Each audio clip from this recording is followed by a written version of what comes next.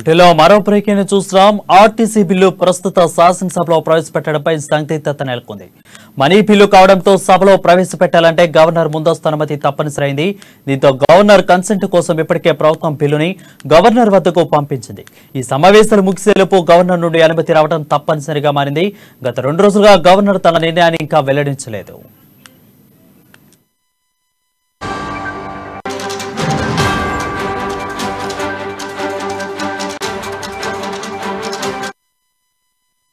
బులెటిన్లో బ్రేకింగ్ చూస్తున్నాం. RTC bill ప్రస్తుత శాసనసభలో ప్రవేశపెట్టడంపై సందిగ్ధత నెలకొంది. మనీ బిల్లు కావడంతో సభలో ప్రవేశం పెట్టాలంటే గవర్నర్ ముందస్తు అనుమతి తప్పనిసరైంది. దీంతో గవర్నర్ కన్సెంట్ కోసం ఇప్పటికే ప్రభుత్వం బిల్లుని గవర్నర్ వద్దకు పంపించారు. ఈ సమావేశాలు ముగిసేలోపు గవర్నర్ నుండి అనుమతి రావడం తప్పనిసరిగా మారింది. గత 2 రోజులుగా గవర్నర్ ఇంకా తన నిర్ణయాన్ని ఇంకా వెల్లడించలేదు. దీనిపై మరింత సమాచారం హైదరాబాద్ ప్రతినిధి రాజు లైవ్ ద్వారా అందిస్తారు. రాజు, చెప్పండి.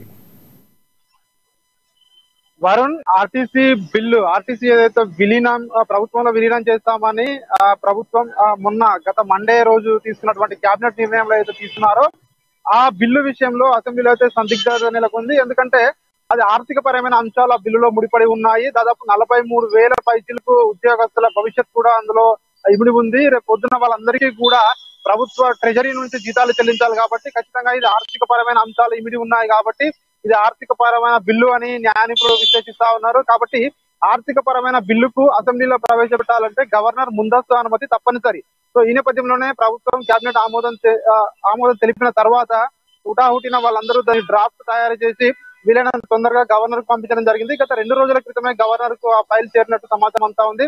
అయితే ఆ ప్రభుత్వం అయితే చెప్తా ఉంది 2 రోజుల క్రితమే గవర్నర్ ఆమోదాని కోసం పంపించామని. గవర్నర్ ముందస్తు అనుమతి ఉన్న తర్వాత శాసనసభలో ప్రవేశపెట్టాలి. శాసనసభలో ఆమోదం పొందిన తర్వాత దాన్ని తిరిగి మళ్ళీ గవర్నర్ కు పంపించిన తర్వాత గవర్నర్ ఆమోదం పొందితే అప్పుడు ఆ బిల్లు చట్టంగా మారుతుంది. ఇది రెగ్యులర్ గా ఉండే ప్రొసీజర్. అయితే ఈసారి మాత్రం గవర్నర్ కి 2 రోజుల క్రితమే పంపించాము, ఇంకా గవర్నర్ ఆ బిల్లును ఆమోదించలేదని చెప్పి కూడా ప్రభుత్వ వర్గాలు అయితే చెప్తా ఉన్నాయి. ఈ నేపథ్యంలోనే అయితే ఈ సభ కూడా ఎక్కువ రోజులుగా కూడా లేదు. ఇంకా గత 2 రోజులు మాత్రమే సభా సమావేశాలు మిగిలి ఉన్నాయి. మొత్తం 3 రోజులు మాత్రమే సభ నిర్వహిస్తామని చెప్పి నిన్న BSC సమావేశంలో నిర్ణయించిన సంగతి తెలిసిందే మనకి. అయితే ఈ నేపథ్యంలోనే దీనిపై అయితే ఒక రాజకీయ వర్గాల్లో అయితే ఒక హాట్ టాపిక్ చర్చ అయితే నడుస్తుంది. గవర్నర్ అనుమతి ఇస్తారా ఈ బిల్లుకు? ఒకవేళ ఇవ్వకుంటే ప్రభుత్వం ఏం చేస్తుంది అనేది ఆసక్తికరంగా మారింది. మరోవైపు కొందరు న్యాయ నిపుణులు ఏమంటున్నారంటే గవర్నర్ ముందస్తు అనుమతి ఇవ్వకపోయినా కూడా సభలో ప్రవేశపెట్టి ఆమోదం పొందిన తర్వాత తిరిగి గవర్నర్ కి ఎలాగో పంపించాలి కాబట్టి అప్పుడు గవర్నర్ ఆమోదం పొందితే ఆ బిల్లు చట్టంగా మారుతుందని చెప్తా ఉన్నారు.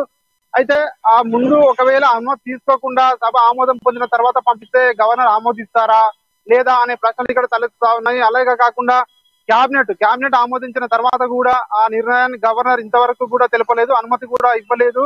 అంటే ఇది క్యాబినెట్ పై గవర్నర్ కు ఎంత విశ్వాసం ఉందో మనకు అర్థమవుతా ఉంది. గవర్నర్ క్యాబినెట్ ని కూడా లెక్క చేయడం లేదు అని చెప్పి కూడా ఇటు పొలిటికల్ ముఖ్యంగా అధికార పార్టీ నుంచి అయితే కొన్ని విమర్శలు కూడా వస్తా ఉన్నాయి. చూడాలి అంటే ఏమవుతుంది అనేది చూడాలి. కానీ కొందరు న్యాయ నిపుణులు చెప్తా ఉన్నారు గవర్నర్ అనుమతి లేకున్నా ఏం కాదు, ముందు ప్రవేశపెట్టిన తర్వాత అసెంబ్లీలో తర్వాత గవర్నర్ పంపొచ్చు అంటున్నారు. దీనిపైన అయితే ప్రస్తుతం అయితే గవర్నర్ వర్సెస్ ప్రభుత్వం అన్నట్టుగా కొనసాగుతా ఉంది. వరుణ్,